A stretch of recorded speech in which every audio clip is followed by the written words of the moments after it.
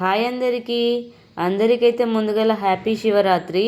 ఈరోజైతే నేను మార్నింగే లేచి అయితే రెడీ అయ్యాను. ఇంకా పూజ అయితే చేసుకున్నాను ఇంట్లో. ఇంకా బయటికి వెళ్ళాలి టెంపుల్కి అని అయితే నేనైతే పూజ సామాన్ అయితే రెడీ చేసుకున్నాను. నైట్ అయితే చాలా ప్లాన్ చేసుకున్నాము, కానీ లేట్ అయింది. మా ఆయన అయితే పంచ కట్టుకోవడానికి గంటలు టైం తీసుకున్నాడు. ఎందుకంటే ఫస్ట్ టైం, కానీ అందరు అంటారు కదా అమ్మాయిలకైతే ఎన్ని గంటలు టైం ఇచ్చినా సరిపోదని. ఇంకా టెంపుల్కి అయితే వెళ్తున్నాము, నేను మా ఫ్రెండ్స్ కలిసి. అయితే ఆమె అయితే అక్కడ వెయిట్ చేస్తుంది, తొందర రండి అని చెప్తుంది. వెళ్ళే ముందు అయితే సూర్య నమస్కారం చేసుకోమని అయితే చెప్పాను ఈమెకి. తర్వాత చేసుకొని అయితే వెళ్ళిపోతున్నాము.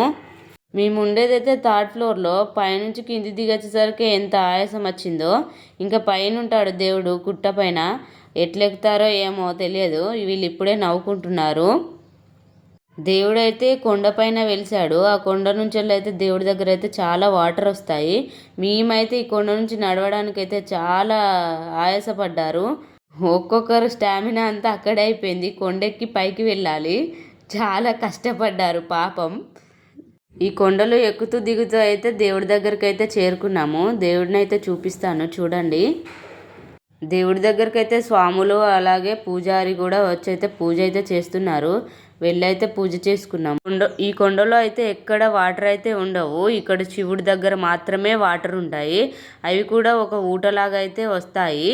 ఇక్కడ ఈ ఊరు వాళ్ళు అయితే చెప్తారు, ఇక్కడ ఏ కోరిక కోరుకున్నా ఆ కోరిక అయితే నెరవేరుతుందని. అయితే ఇక్కడికి వచ్చిన తర్వాతనైతే చాలా ప్రశాంతంగా పీస్ ఆఫ్ మైండ్ అయితే ఉంటుంది. ఎవరైనా రావాలనుకున్న వాళ్ళైతే రండి చూడండి. మేము ఇంత ముందుకు ఒకసారి వచ్చాము. చుట్టుపక్కల అయితే చాలా ముళ్ళులు చెత్త అదంతా ఉండేది. నిన్ననైతే బాగా క్లీన్ చేశారంట. అలాగే ఇక్కడ పైన విగ్రహం కూడా నిన్ననే పెట్టారంట.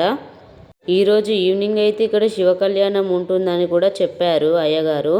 మళ్ళీ అయితే ఈవినింగ్ వెళ్తాము. మేము వెళ్ళినప్పుడు అయితే ఎవరూ లేరు ఇక్కడ. మేము పూజ చేసుకొని ఇంకా బయలుదేరే టైంలో అయితే చాలామంది అయితే వచ్చారు పూజ కోసము. నేనైతే అనుకోలేదు ఇంత పెద్ద కొండెక్కి ఇక్కడ దాకా వచ్చి పూజ చేస్తారా అని. కానీ ఇంతమందిని చూసేసరికైతే నాకైతే చాలా అభిషేకం అయితే అయిపోయింది. అందరినైతే గోత్రనామాలు అడిగైతే పూజ చేశారు అయ్యగారు.